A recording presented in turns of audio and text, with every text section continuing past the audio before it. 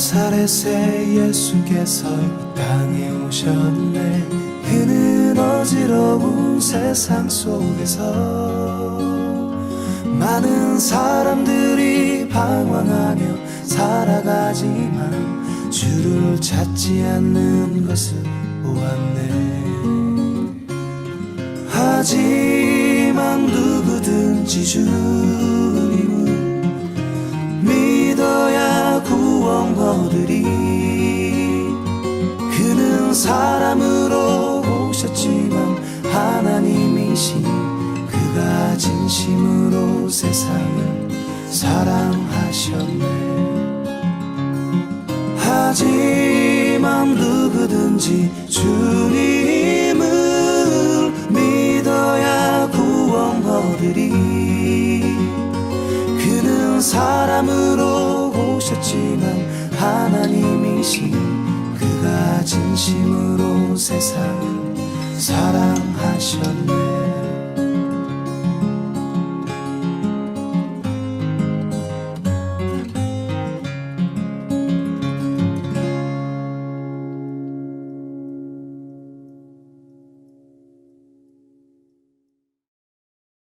영상을 보면서, 인트로 영상을 보면서 생각을 했는데 우리 예수님이 너무 잘생기지 않으셨어요? 항상 난 그게 불만이야. 너무 잘생겼어. 근데 정말 예수님 얼굴이 그랬을까요? 아니라고 하는 사람은 또 뭐지? 기왕이면 우리가 믿는 예수님이 좀 잘생겼으면 좋겠잖아요, 그죠? 여러분들 생각해보세요. 담임 목사 좀 잘생겼으면 좋겠죠? 그래서 저 뽑은 거 아니에요? 그 농담이고, 오늘부터 새로운 시리즈 시작합니다. 우리가 알고 있는 예수님, 우린 정말 예수님을 잘 알고 있는 걸까? 얼마만큼 알고 있는 걸까? 그래서 오늘부터 시작하는 시리즈의 제목은 함께 따라해 봅시다. 우리가 몰랐던 예수. 우리가 알고 있다고 생각했지만 뭔가 우리의 삶의 그 빈 공간, 예수님에 대해서 더 깊이 알 수 있는 그런 시간들을 앞으로 몇 주 동안 여러분과 함께 갖고자 합니다. 그렇게 무겁지 않은 주제로 예수님에 대한 사랑을, 그리고 예수님에 대한 마음을 좀 더 가까이서 들여다보는 시간이 되었으면 좋겠습니다. 오늘 그 첫 시간입니다. 제가 어딜 가든지 제일 많이 듣는 이 인사말이 뭐냐면, 목사님은 점점 젊어져 가시는 것 같아요. 그런 얘기 많이 해요. 그죠? 여러분도 그렇게 느끼시나요? 감사합니다. 그러면서 꼭 물어요. 도대체 목사님 뭘 드십니까? 내가 뭘 먹는지 궁금해서 그런 게 아니라 아마 그게 따라오는 인사말인 것 같아요. 뭘 그렇게 드시기에 점점 젊어지세요? 그럼 제가 뭐라고 대답할까요? 성도들의 사랑 먹고 삽니다. 듣기 좋죠?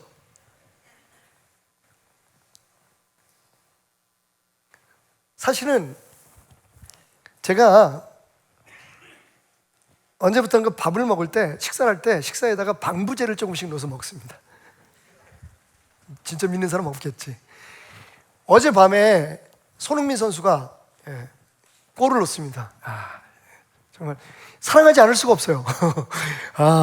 정말 이 답답하고 힘든 생활 속에서 손흥민 선수라든지 뭐 이런 김연경 선수 같은 이정우 너무 예뻐 죽겠어. 이런 운동선수들이 정말 우리의 속을 시원하게 하는 뭐 골을 넣는다든지 아니면 막 홈런을 친다든지 뭐 이런 모습을 보면 속이 팍 트이잖아요. 근데 갑자기 그런 생각이 들었어요. 손흥민은 도대체 뭘 먹고 살까?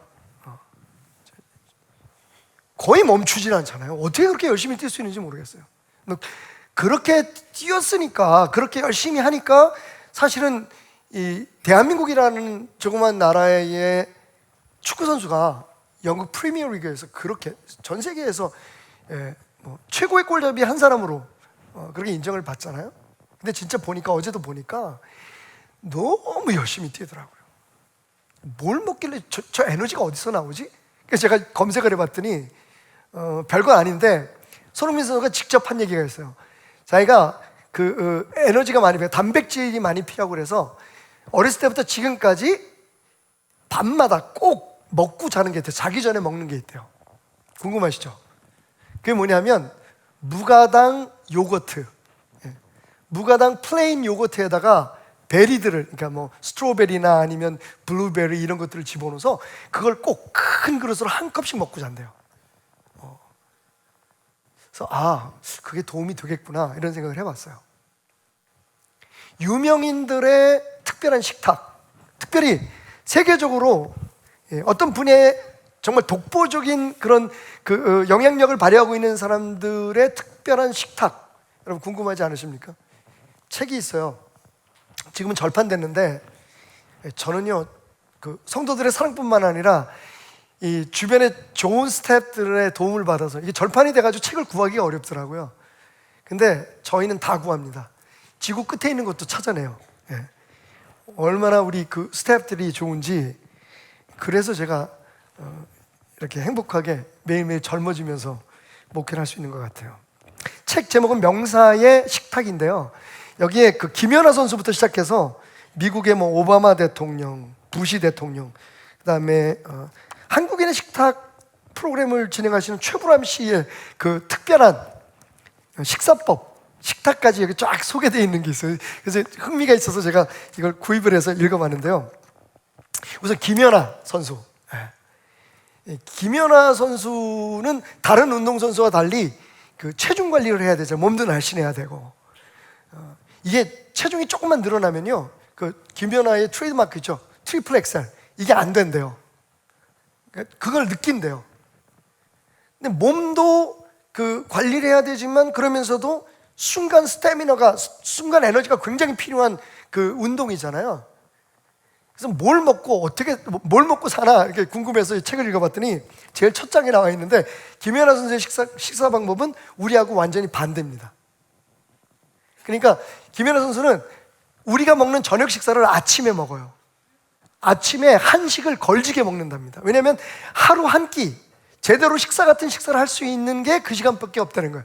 그래가지고 한식으로 뭐 된장찌개, 불고기 막 아침에 그렇게 좀 쉽지 않을 텐데, 근데 그렇게 먹는데요. 그리고 점심에는 과일하고 야채.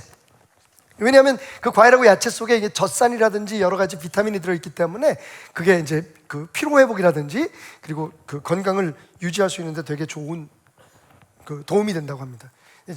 우리가 주목해야 될 건 저녁이에요. 저녁에는 뭘 먹냐면요, 우유에 마른 시리얼을 먹는데요. 그럼 완전히 반대죠. 우리는 시리얼 아시죠? 곡물로 만든 그 과자 같은 거. 근데 우리는 보통 아침에 가볍게 먹으려고 시리얼 먹고, 뭐 점심에는 뭐 우리도 뭐 야채 같은 거 샐러드 먹는다고 합시다. 요새는 뭐 관리하시는 분들이 많으니까. 그리고 저녁은 잘 먹어라 뭐 이렇게 얘기를 하는데 김연아 선수는 반대예요.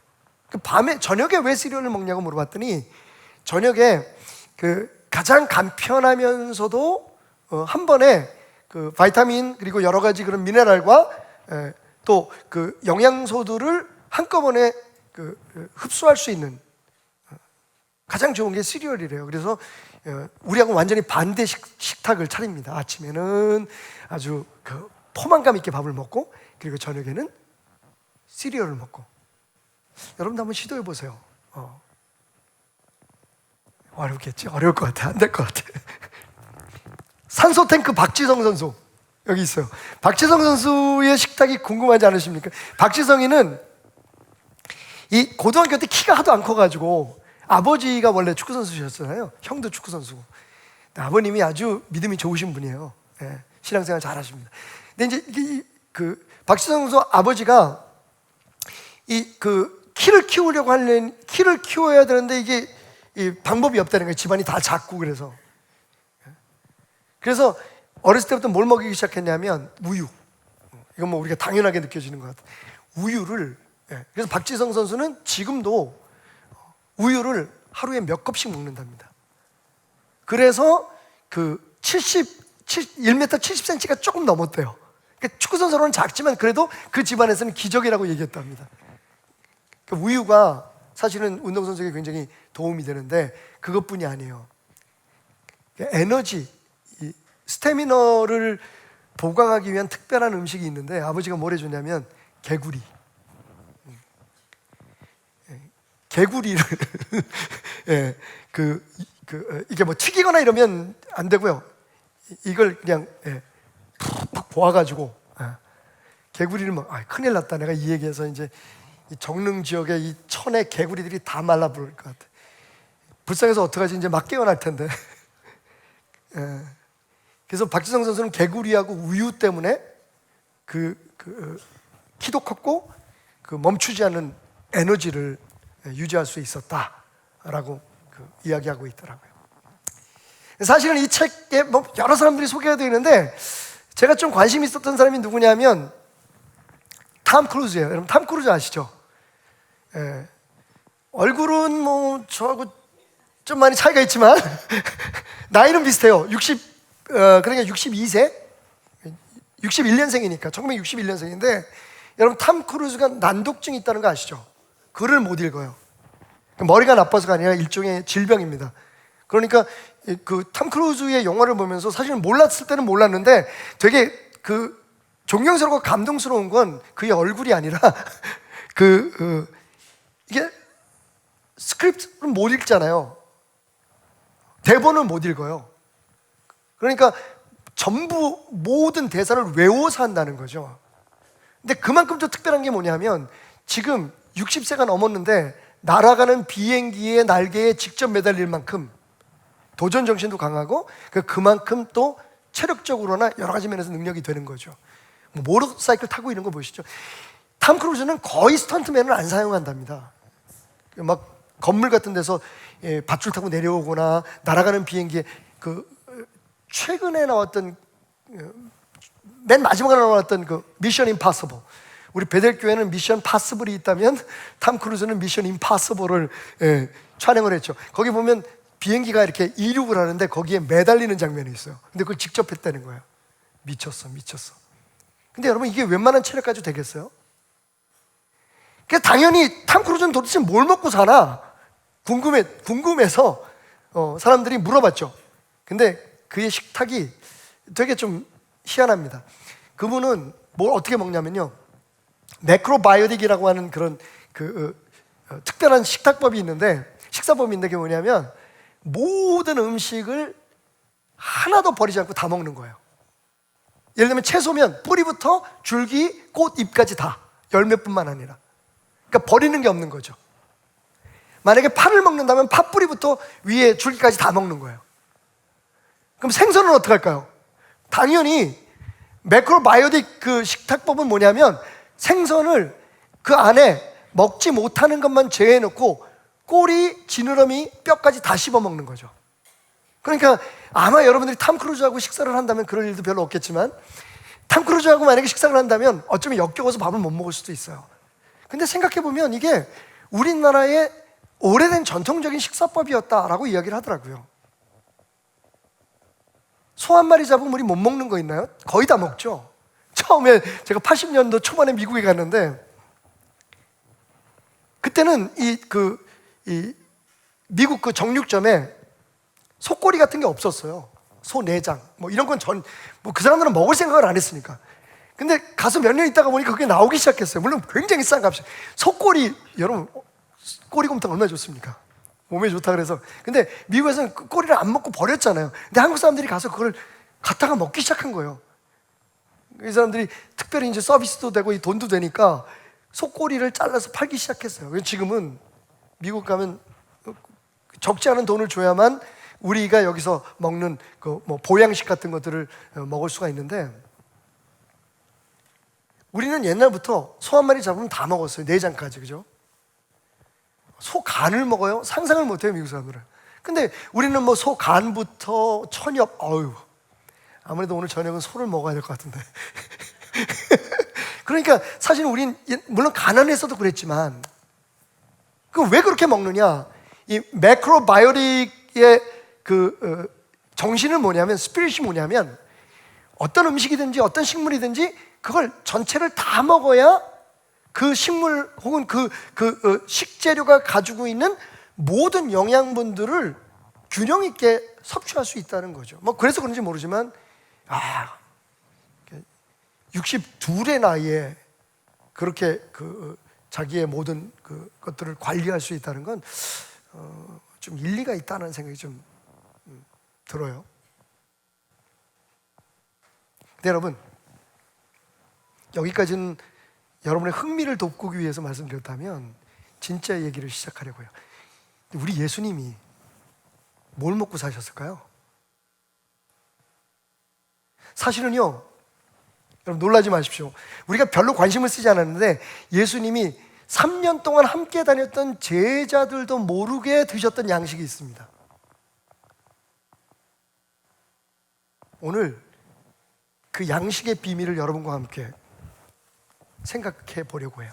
여러분 상상해 보십시오. 같이 자고 같이 거닐고 같이 사역하고 같이 식사를 했잖아요. 근데 3년 동안이나 예수님에게 아주 밀착 수행을 했던 제자들조차도 몰랐던 예수님만 몰래 숨겨놓고 먹었던 음식이 있었대. 그게 오늘 딱 걸렸어요. 이야기는 여기서부터 시작합니다. 오늘 말씀이 들어있는 요한복음 4장에 보면요, 예수님께서 4장 3절 유대를 떠나서 다시 갈릴리로 가실새에 사마리아를 통과해야 하겠다. 그러니까 예수님께서 예루살렘을 떠나셔서 갈릴리로 가는 중간에 사마리아를 지나가게 되셨습니다. 근데 그 다음이 중요해요. 사마리아에 있는 수가라고 하는 동네에 이르시니 야곱이 그 아들 요셉에게 준 땅이 가깝고 거기 또 야곱의 우물이 있더라. 예수께서 길 가시다가 피곤하여 우물 곁에 그대로 앉으시니, 자, 여러분 상상해 보십시오. 예수님이 가시다가 너무 피곤하셨어요. 기진맥진하신 거예요. 우리 표현으로 하면 기진맥진했어요. 먹은 것도 없고. 그래서 예수님께서 너무 피곤해서 제자들을 잠깐 멈추라고 하셨던 것 같아요. 여기 좀 잠깐 쉬었다 가자. 그리고 오늘 말씀대로 보면 그대로 앉으셨다는 얘기는 그냥 펄떡 주저앉으셨다는 거예요. 그죠? 퍼썩 주저앉으셨다는 거예요. 정말 기운이 없는 상태를 얘기해요.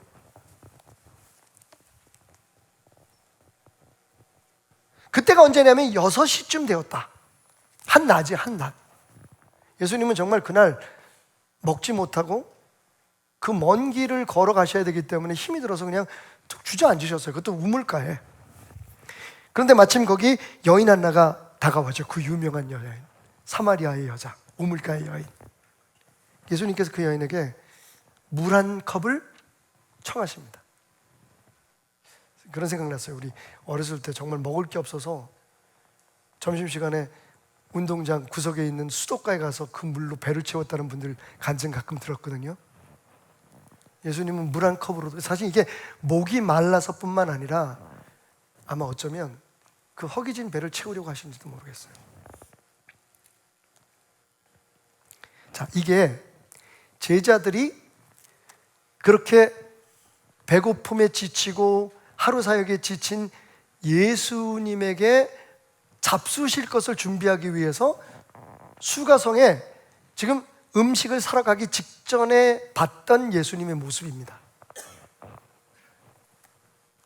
지치고 힘들어서 그냥 철퍼덕 땅바닥에 주저앉아 있는 예수님의 모습.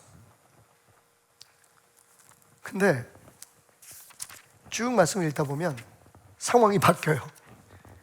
그래서 이제 제자들이 먹을 것을 구해왔습니다. 예. 그래서 얼마나 기쁜 마음으로 돌아왔겠어요. 근데 돌아와 보니까 이게 지금 좀 이상한 일이 벌어지고 있는 거예요. 뭐냐면 우리가 떠날 때 우물가 곁에 힘없이 앉아 있었던 그 예수님이 지금 그러면 안 되는데 사마리아 여자하고 대화를 하시는데 얼굴빛이 너무 화색이 도시는 거예요. 그래서 말씀을 보면 제자들이 예수님이 그 여인과 그 대화를 나누는 곁에 있었는데 감히 말을 못 걸었대요. 감히 말을 건지 못하고 그냥 예수님이 그 여인과 대화가 끝날 때까지 제자들이 기다렸던 거예요. 근데 어느 순간에 이 여인이 갑자기 자기가 들고 왔던 물을 길러 들고 왔던 그 항아리를 집어 던져버리고 갑자기 마을로 뛰어들어가는 겁니다. 거기까지 제자들이 본 거예요.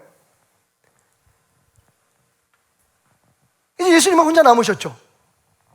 제자들이 가서 자기네들이 가져왔던 음식을 예수님께 드립니다. 예수님, 우리가 먹을 거 가져왔어요. 이거 드세요. 잡수세요. 성경 그대로 나와 있죠. 잡수소서 했더니 예수님께서요 환하게 웃으시면서 뭐라고 말씀하시냐면 됐다. 됐거든. 물론 이건 성경에 없습니다. 내게는 너희가 알지 못하는 먹을 양식이 있느니라. 배신감. 제가 하늘나라 가신 장인어른 얘기를 해서 죄송합니다만, 우리 장인어른 가끔 뵈러 가면 항상 조금 오래 머물다 보면 이 옷장에서 뭔가를 자꾸만 꺼내 드세요. 우리 모르게. 우리 장인어른이 장로님이셨는데 가족들하고도 안 나눠 드시는 뭔가 숨겨놓고 드시는 음식이 있었어. 뭐가 있었어. 그래서 제가 저건 뭘까 궁금했는데 나중에 이제 알고 보니까 그게 우리 장인어른이 약을, 이런저런 종류의 약을, 몸에 좋다는 약을 다 옷장에다 숨겨놓으시고 혼자 드셨던 거야. 여러분, 예수님이 제자들에게 갑자기 3년 동안 같이 다녔는데 본 게 없는데 니네들이 알지 못하는 양식을 내가 먹었다고 말씀하시는 거예요. 그러니까 제자들의 반응은 당연했죠. 아니, 누가 뭘 그 사이에 잡수실 걸 갖다 드렸나? 이게 제자들의 반응이잖아요. 궁금했어요. 아니, 도대체 뭘 드셨길래 저렇게 얼굴에 화색이 돌고 조그맣게 같아서는 한 걸음도 못 걸어갔던 그렇게 지쳐있던 분이 갑자기 저렇게 힘이 펄펄 솟아나지? 도대체 누가 뭘 갖다 드린 거야? 이게 제자들의 궁금증이었어요. 자, 여러분, 여기서 분명히 우리가 짚고 넘어갈 거, 예수님이 당신의 입으로 말씀하셨어요. 나는 너희들이 알지 못하는 양식을 먹고 산다는 거예요. 도대체 예수님께서 제자들도 모르게 혼자 드시고 그렇게 힘이 팔팔, 저는요 그게 처음에는 6년 묵은 삼으로 만든 홍삼인 줄 알았어요.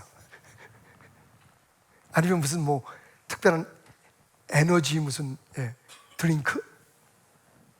요새 우리 몸에 좋다는 거 얼마나 많아요, 그죠? 혹시 여러분들도 연세 드신 우리 성도님들 자녀들 모르게 숨겨놓고 드시는 거 있나요? 근데 다 들켜요. 나중에 이 신용카드 대금 낼 때 보면 몇십만 원씩 그거 다 몰래 산 거 다 나와. 우리 어르신들은 얼마나 순박해요, 그죠? 지금도 그런 게 있는지 모르지만 막 이렇게 모셔가지고 무슨 뭐 가수들 초청하고 또 뭐 무슨 뭐 마술쇼도 하고 막 이러면서 약 파시는 분들 계시잖아요. 근데 어른들이 그러더라고요. 나는 그냥 가서 그냥 놀고만 올 거야. 오실 때는 항상 나오고 이렇게 사가지고 오세요. 예수님에게도 혹시 그런 숨겨진, 예수님이 직접 말씀하셨어요. 너희들이 알지 못하는 나만의 양식이 있다. 그게 뭘까요? 우리가 몰랐던 주님만 드시는 그 양식. 사실은 주님이 지쳤을 때도 다시 힘을 내게 하고, 주님이 많은 비난과 조롱과 억울한 대접을 받으면서도 예수님을 살아있게 했던 그 힘.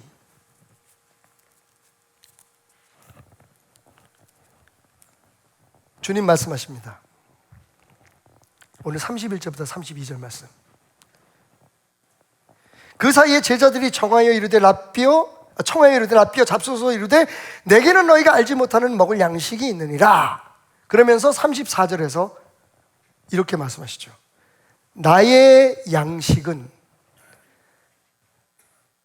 나를 보내신 이의 뜻을 행하며. 이게 진짜 음식이 아니라 음식 이상으로 예수님을 살아있게 하고 예수님을 힘있게 했던 그 특별한 양식이었구나. 예수님이 뭐라고 말씀하시냐면 너희들이 모르는 양식으로 내가 산다. 그게 뭐냐 하면 먹지 않아도 나를 배부르게 하는 것이 뭐냐 하면 나를 보내신 이의 뜻을 행하며, 두 번째, 그의 일을 온전히 이루는 이것이니라.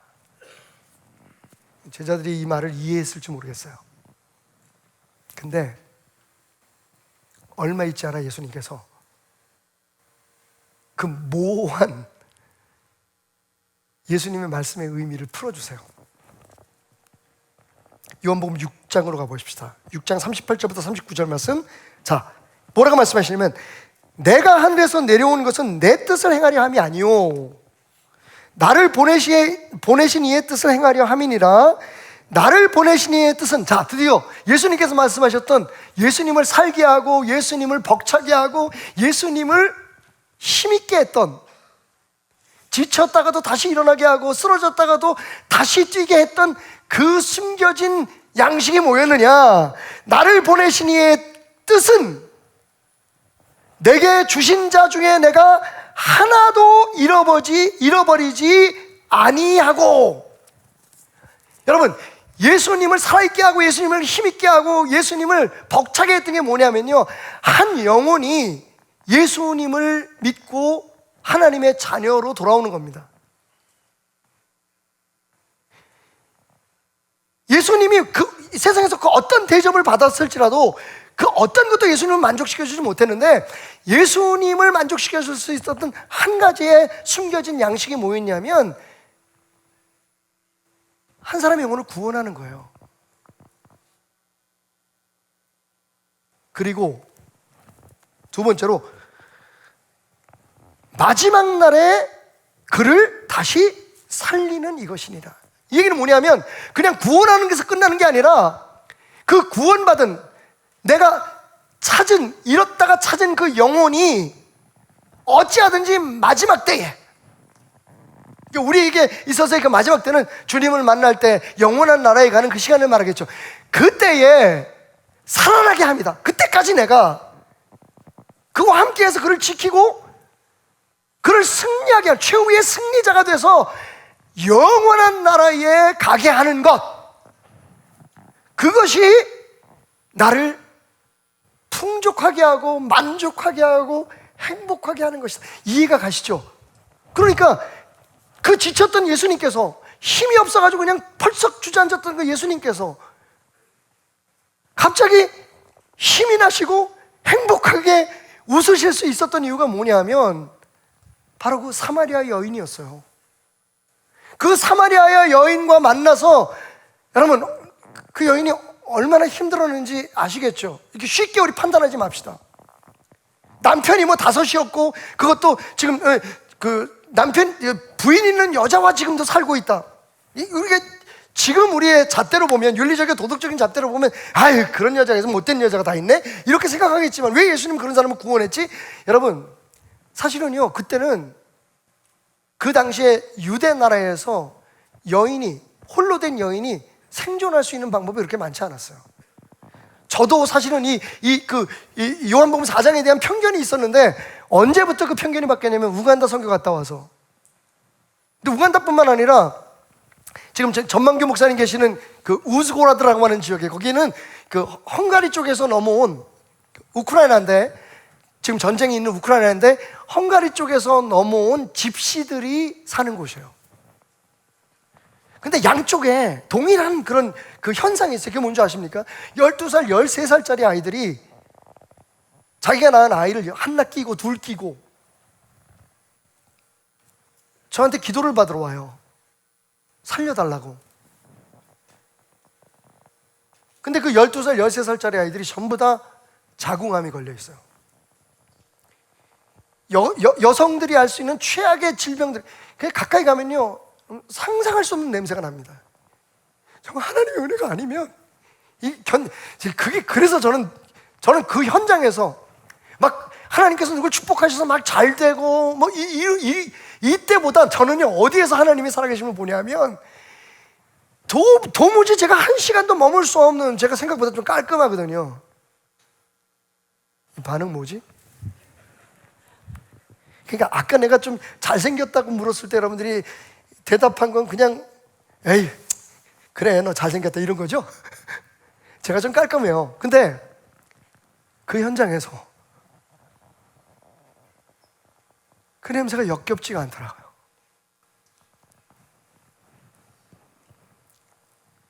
그래서 한 사람 한 사람 그 어린 엄마 하나들을 안고 기도하는데, 특별히 우간다 같은 경우에 저녁에 집회하잖아요. 그 상처가 막 주님이 치유하시는 그런 역사들이 막 나타나요. 여기저기서. 반군 지역이잖아요. 우간다 정부와 맞서서 싸우던 반군들이 거기 진치고 있어요. 그래서 전기도 안 넣어줘가지고 우리 베델교회에서 10년 전에 전기 넣어줬잖아요. 세상이 바뀐 거예요. 그래서 과부도 많고 고아도 많고, 자기들 눈앞에서 남편들이 막 정부군에 정글 칼로 막 찔러 죽고 나무로 맞아 죽고 총 맞아 죽는 것을 다 본 사람들이에요. 상처가 뭐 말할 수가 없죠. 근데 그 상황에서 여자들이 살 수 있는 방법이 뭔지 아세요? 빨리 남자를 찾아서 그 남자하고 결혼을 하든 안 하든 살아야 되는 거예요. 자기 애들 데리고. 그러니까 남자 하나가 뭐 부인 두세 명 데리고 사는 건 뭐 말도 안 돼. 그냥 이 사람들이 그냥, 야, 우리 한국에서 뭐 당신 나한테 어떻게 그럴 수 있어, 그런 얘기 못 해. 그냥 사는 거예요, 사는 거. 오해하지 마십시오. 이게 뭐 그 아프리카라고 하는 나라, 그 우즈고라드라는 지역이 그렇다는 얘기죠. 여자들이 혼자 아이들을 키우며 산다는 건 거의 불가능한. 지금 우리나라는 뭐 여성들이 얼마든지 스스로 살 수 있잖아요, 그죠? 그래서 참 결혼들을 안 하려고 그래서 그것도 문제지만,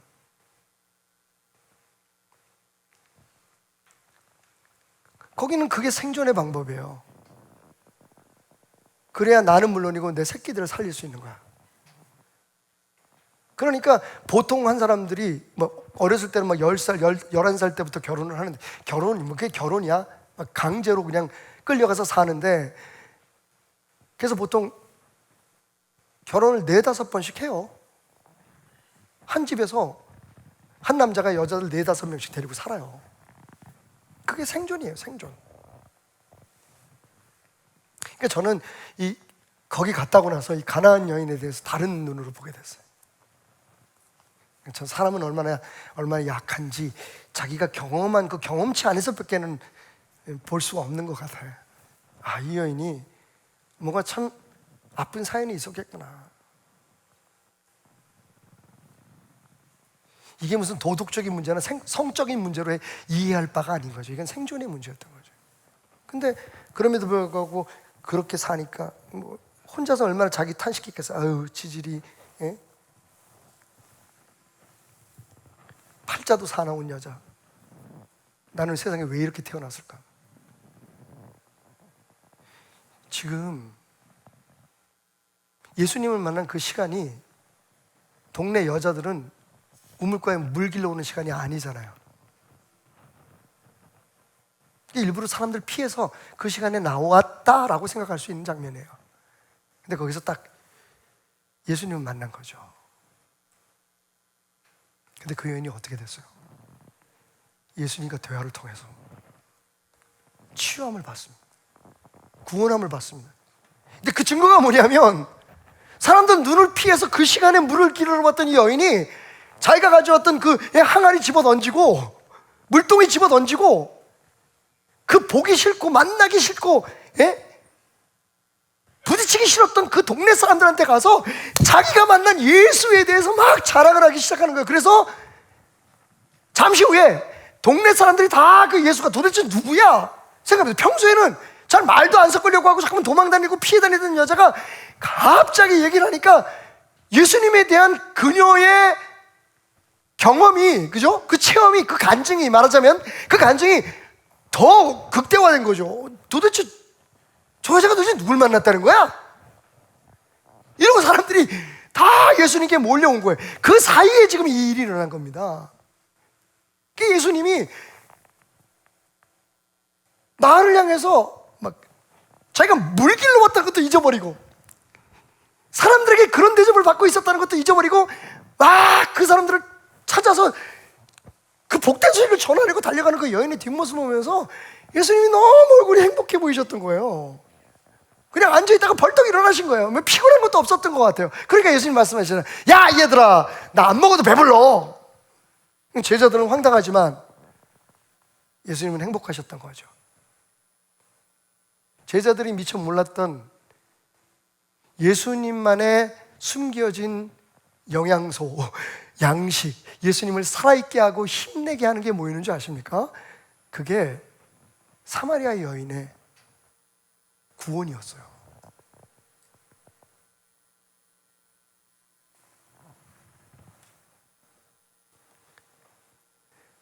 바로 당신이에요. 나예요. 우리가 인간의 손으로 만들어진 여러 가지 종교 속에서 살다가 보니까 주님이 정말 뭘 기뻐하시는지, 주님에게 우리가 해드려야 될 게 궁극적으로 뭔지에 대해서 자꾸만 오해하게 돼요. 그래서 신행생활조차도 때로는 버거운 노력의 결과가 될 때가 많아요. 다른 사람들이 하는 것과 내 자신을 비교하거나 혹은 내가 어느 정도 하고 있다는 그런 것을 가지고 다른 사람들을 판단하게 되죠. 저 사람은 교회 다니면서 왜 저래? 아니, 뭐 집사가 왜 저래? 뭐 장로가 왜 저러지? 우리 목사님은 왜 저러는지 모르겠어. 판단하게 된단 말이에요. 왜? 무엇인가를 하는 것으로 우리의 신앙의 기준을 잡기 때문에.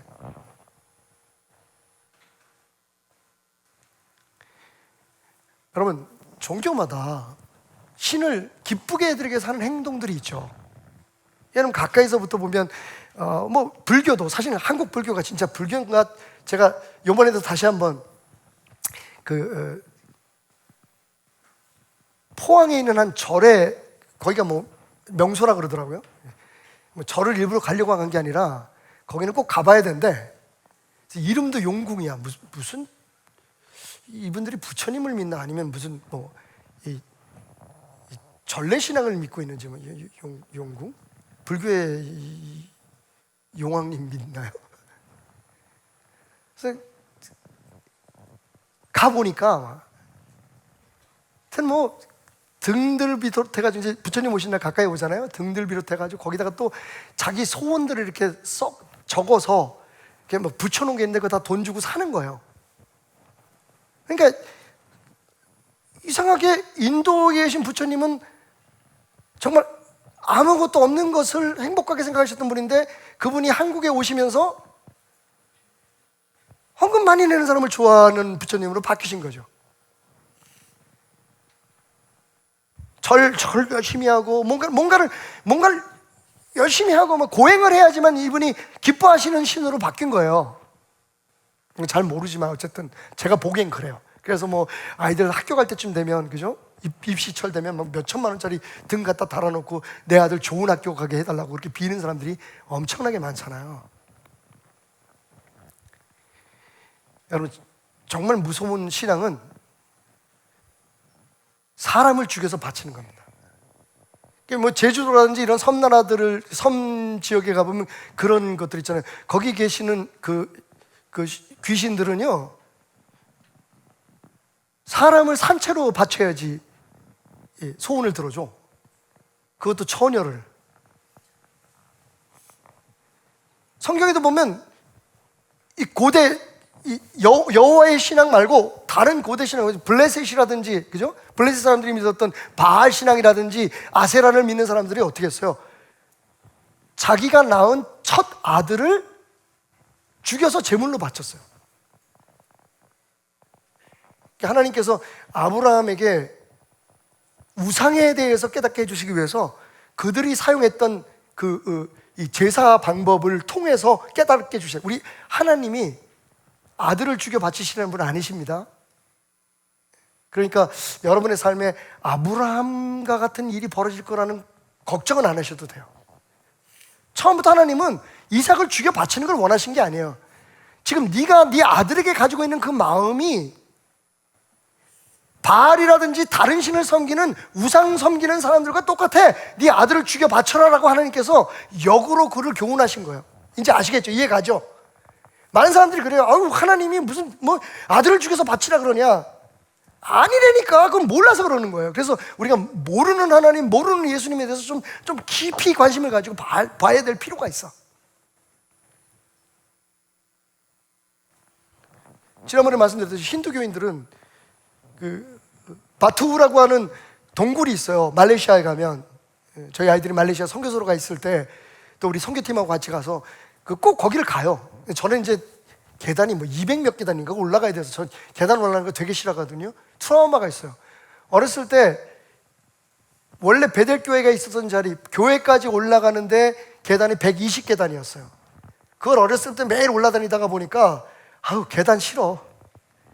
그래서 낮은 데로 온다고 왔는데 여기에 온 거야 지금.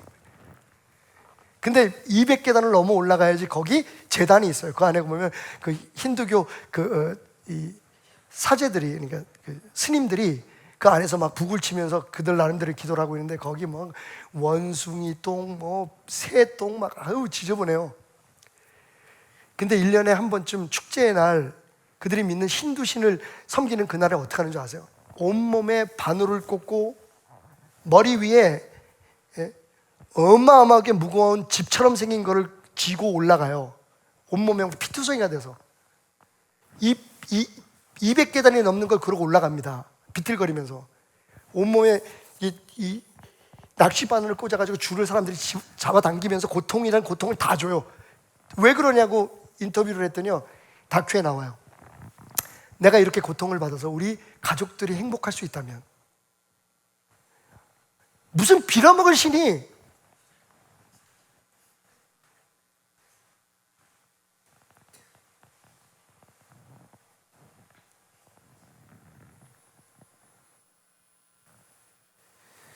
제자들은 자신들이 정성껏 가져온 그 식사를 하시고 예수님이 배가 부르실 것을, 행복해 하실 것을 기대했을 거예요. 근데 예수님 말씀하세요. 아니 그거 아니야. 진짜 나를 행복하게 하는 건 저 사마리아 여인처럼 그 어디서도 소망을 찾을 수 없는, 그 어디서도 사랑을 받을 수 없는 여인이 돌아와 메시아인 나를 믿고 하나님의 자녀가 되는 거란다. 그리고 하신 말씀 가운데, 그리고 나는 저 사마리아 여인이 나중에 하나님의 나라에 갈 때까지, 구원받은 저 사람이, 그 딸이 하나님 아버지의 집에 갈 때까지 나는 그를 지키는 것이 내 행복이야. 아버지의 일을 이루시는 거다. 여러분, 그 고백이 어디에 나와요? 십자가 외의 마지막 고백이잖아요. 다 이루었다. 예수님께서 십자가에서 죽으신 이유도, 예수님께서 그렇게 배고프고 힘들면서도 그 사역을 하신 이유도, 그리고 그 힘이 어디서 왔냐면 바로 당신이에요. 여러분이요. 하나님의 자녀가 된 여러분 자신이 그분의 양식인 거예요. 그분의 기쁨인 거예요. 그래서 사마리아 여인이 도대체 예수님을 위해서 뭘 했나요? 저는 항상 이 질문을 해요. 죽지 않고 천국을 간 하늘나라로 들림을 받았던 에녹은 도대체 뭘 했나요? 많은 사람들이 착각하는 건 지금 우리가 하고 있는 어떤 행위나 우리의 어떤 모습이 하나님을 기쁘게 하고 예수님을 행복하게 만들 수 있다고 생각해요. 진짜 하나님이 기뻐하시는 것, 예수님의 숨겨진 에너지원은 바로 당신 자신이에요. 부족하죠. 연약하죠. 사마리아 여인이 그렇다고 해서 뭐 하루아침에 삶이 변했겠어요? 그래가면서 교회를 100개를 짓고 돌아다니면서 여자 부흥 강사가 되어서 수많은 사람의 병을 고치고 죽은 사람을 살렸다는 기록이 있습니까? 어디 기도원 차리고? 아니에요. 예수님이 행복했던 건 죽을 수밖에 없는 그 한 인간이, 부족하지만 연약하지만 죄로 더럽혀져 있고 모르고 혹은 욕심 때문에 망가져 있지만, 그런 그 여인이 예수님을 만나서 하나님의 자녀 되는 그 순간, 아버지께서 내게 주신 그 일을 이루시는 그 순간, 사마리아 여인, 그 여인으로 인해서 힘을 얻으신 거예요. 나 이제 안 먹어도 배불러. 저는 이 예수님의 기뻐하시는 표정이 한국교회, 그리고 특별히 우리 베델교회와 여러분들에게 분명하게 보여줬으면 좋겠어요. 이런 거죠. 얼마 전에 우리 아들 생일이 죄송합니다. 우리 아드님 생신이 있으셨어요. 그러니까 제가 정말 용기를 내서 오래간만에 메시지를 보냈어요. 든든한 우리 아들이 내 아들로 태어나줘서 너무 고마워. 이게 근데 요즘 우리 이제 손주도 생겼다고 하고 이런저런 너무 행복하게 해준 거예요. 그래서 이제 저도 용기를 내서 이렇게 했어요. 그들이 금방 답장이 온 거예요. 얼마나 기뻤겠어요. 근데 뭐라고 하는지 아세요? 영어로 THX. 딱 그거예요. 그게 뭐예요? Thanks. 감사합니다. 달랑? 이 새끼. 나는 진짜 용기를 내서 했는데 답이 THX. 아니 영어로 THANK 이것도 아니고 ANK U 느낌표 요거 하나 해주면 얼마나 좋아. 근데 딱 알파벳 3글자 THX. 나 그거 해독하느라고 한참 걸려서 이게 뭔 말이야? 근데 여러분 제 속마음은 어땠을까요? 그냥 행복했어요. 왜냐하면 처음부터 저는 그 아이가 저에게 뭘 해줄 것을 기대하고 있지 않거든요.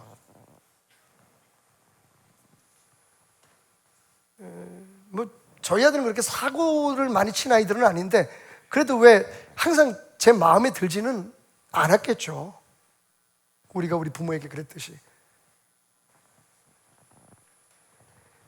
자식 새끼들 때문에 자식 새끼들 얘기하지 말고 부부 얘기합시다. 부부도 마찬가지예요. 정말 주는 거 받는 거 계산해서 당신이 이렇게 해줬으니까 난 행복해, 당신이 이렇게 안 해주니까 난 불행해, 이렇게 계산하고 살면 하루하루가 지옥일 것 같아요. 그죠? 좀 부족해도 내가 그 사람을 너무 잘 아니까. 근데 그런 부족한 사람을 내가 선택했고 내가 사랑하니까 그냥 내가 사랑할 수 있다는 것이 얼마나 좋은지.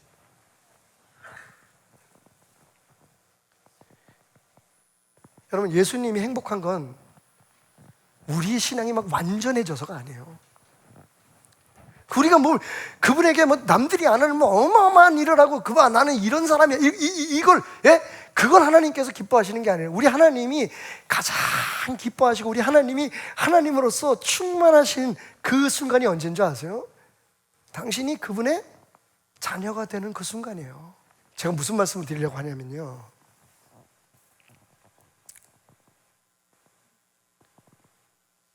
그냥 우리가 우리이기 때문에 행복하다는 생각을 저는 종종 해요. 어쩌다가 저와 여러분들이 이 교회에서 만났는지 모르겠지만 베들교회 교인이 됐다는 것 자체로 여러분들은 우리 교회의 힘이고 보호한 거예요. 좀 힘든 사람은 헌금 못 할 수 있지.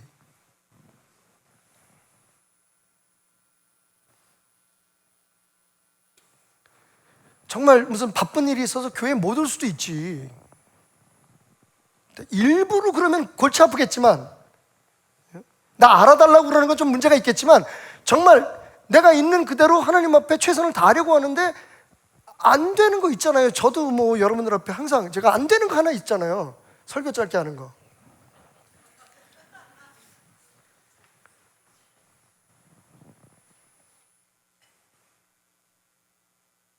여러분 정말 예수님이 당신에게 바라는 게 뭔지 아세요? 지금 거기 그분의 사람으로 있는 거예요. 그리고 우리 힘으로 안 되니까 우리의 부족한 거, 우리의 연약한 걸 그분이 채워줄 수 있도록. 여러분 부끄러울 거 아무것도 없고요, 비교할 거 아무것도 없어요. 결국은 그분이 여러분을 마지막 때에 살아나게 하실 거예요. 중요한 건 내가 그분을 내 삶의 주인으로 신뢰하고 살아가는 거예요. 그리고 혹시 내 삶 속에 그분의 말씀을 어기고 있거나 잘못되고 있거나 주변 사람들이 지적하는 것들이 있다면 정말 넓은 마음으로, 열린 마음으로 그것을 왜 그럴까 생각하면서 살아가는 거예요. 내 고집 부리지 말고. 고집 우리가 얼마나 세요, 그죠? 대답 하나도 안 하네.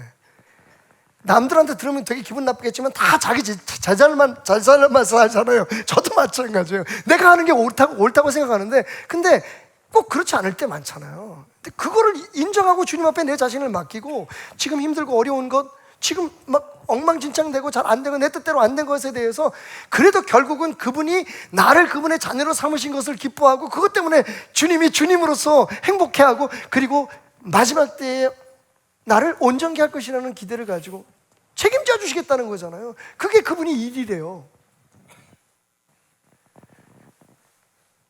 오늘 그래서 읽었어요. 사랑은 하나를 주고 하나를 받으려는 것이 아니다. 두 개를 주고 두 개를 받으려는 것도 아니다. 사랑은 99을 주고도 하나를 주지 못한 것 때문에 마음 아파하는 거다. 그게 예수님 사랑인 것 같아요. 근데 우리는 그 사랑을 이용해요. 우리에게 유리한 대로 이렇게 해주면 당신은 우리에게 저렇게 해주셔야 되지 않습니까? 라고 마치 다른 인간이 만들어 놓은 다른 종교의 신들을 대접하듯이 그분을 대접해요. 오늘 예수님 말씀 기억하세요. 예수님은 당신이 당신이어서 행복해. 네가 내 새끼라서, 네가 내 자녀라서 난 행복해. 우리가 가끔 그런 예수님의 사랑을 잘 이해하지 못하고 충분히 이해하지 못하고 아니 솔직히 말하면 좀 어색하고 그냥 소극적이라서 THX라고 주님 앞에 답을 써도 주님은 우리 마음을 너무 잘 알고 계시죠.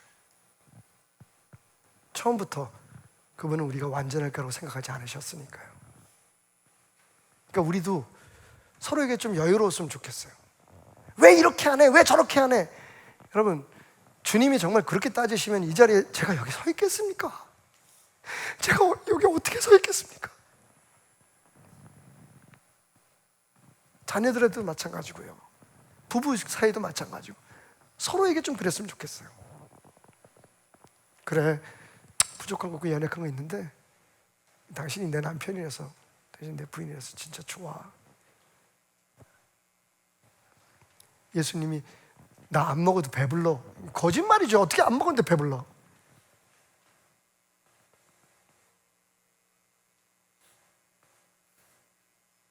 오늘 우리는 우리가 몰랐던 예수님에 대해서 하나를 더 배웠습니다. 우리 예수님이 정말 행복한 건 내가 뭘 엄청나게 하고 뭔가 그분을 기쁘게 해드리기 위해서 어떤 뭐 노력이나 희생이나 심지어는 고행이나 뭐 금욕을 하는 게 아니라 그분의 자녀로서 머물고 살아있는 것이다.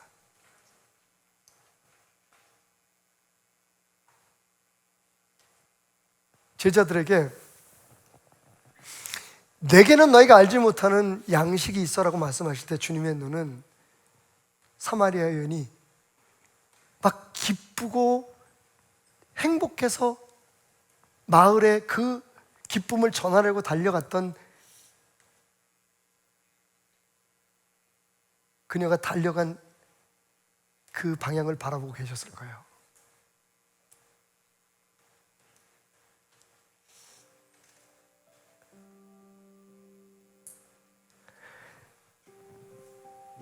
예수님을 정말 행복하게 하고 십자가에서 피 흘려 죽었지만 잘했다 고개를 끄덕이게 할 수 있는 숨겨진 양식, 바로 당신입니다. 갈릴리 호수가에서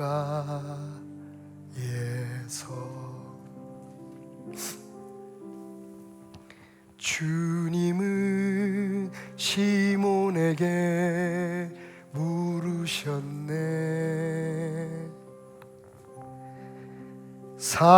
사랑하는 시몬아, 넌 날 사랑하느냐? 오 주님, 당신만이 아십니다. 정릉 베델교회에서 주님은 나에게 물으십니다. 정릉 베델교회에서 여러분의 이름을 넣어서 주님은 태남에게 물으셨네. 오늘도 그렇게 묻고 계십니다. 사랑하는 태남아 넌 날 사랑하느냐 오 주님 당신만을 사랑해요.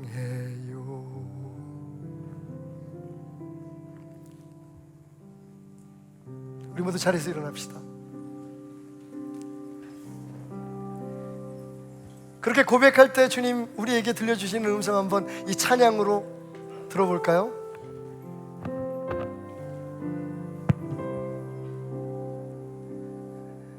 나의 사랑 나는 어여쁘고 참 귀하다. 너는 보석보다 귀하다. 내가 사랑스럽지 않을 때 너를 온전히 사랑하고 너와 함께 하려 내가 왔노라. 주의 사랑 이 사랑은 결코 변치 않아. 모든 계절 돌보시네. 푸른 마르고 꽃은 시드나 주의 말씀은 신실해 실수가 없으시. 우리 처음부터 다시 한번 고백해 볼까요? 주님 말씀하십니다. 나의 사랑아 나의 사랑 너는 어여쁘고 참 귀하다. 너는 보석보다 귀하다. 보석보다 귀하다. 네가 사랑스럽지 않을 때도 너를 온전히 나는 너를 온전히 사랑하고 너와 함께 하려고 내가 여기 왔노라. 주의 사랑 이 사랑은 결코 변치 않아. 계절 돌보시네. 아멘. 우리 마음으로 주님을 찬양합시다. 실수가 없으신 주만 바라라. 주님의 나라와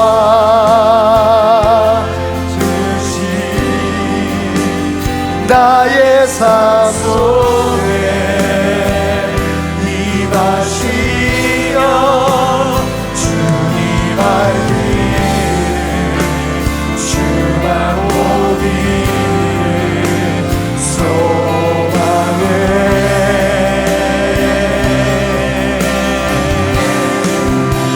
거룩히 살아가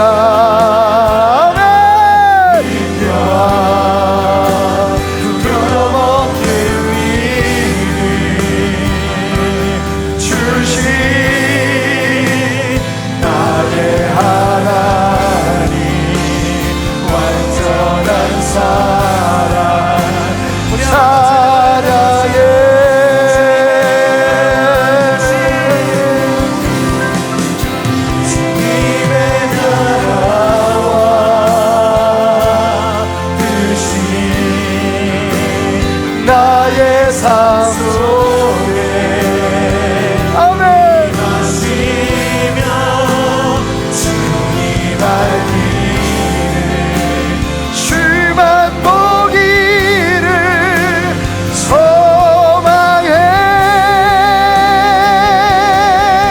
아멘. 거룩히 살아가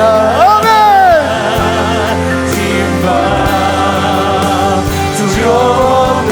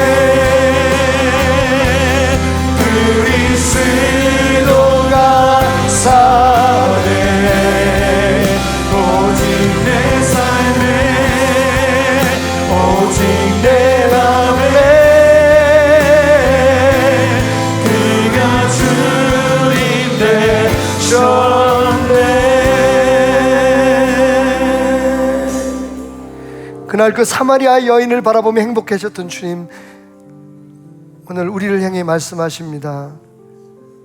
나는 네가 어디 있었는지 알아. 네가 얼마나 힘들었는지 알아.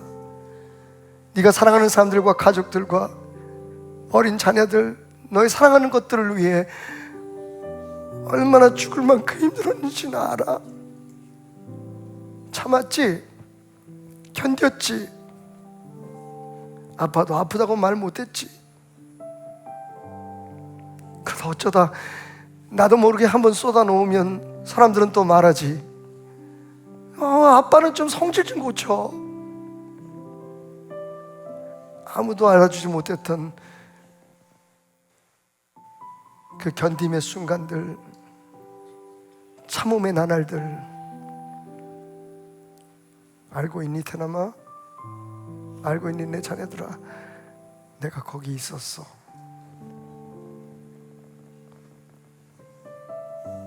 왠 줄 아니?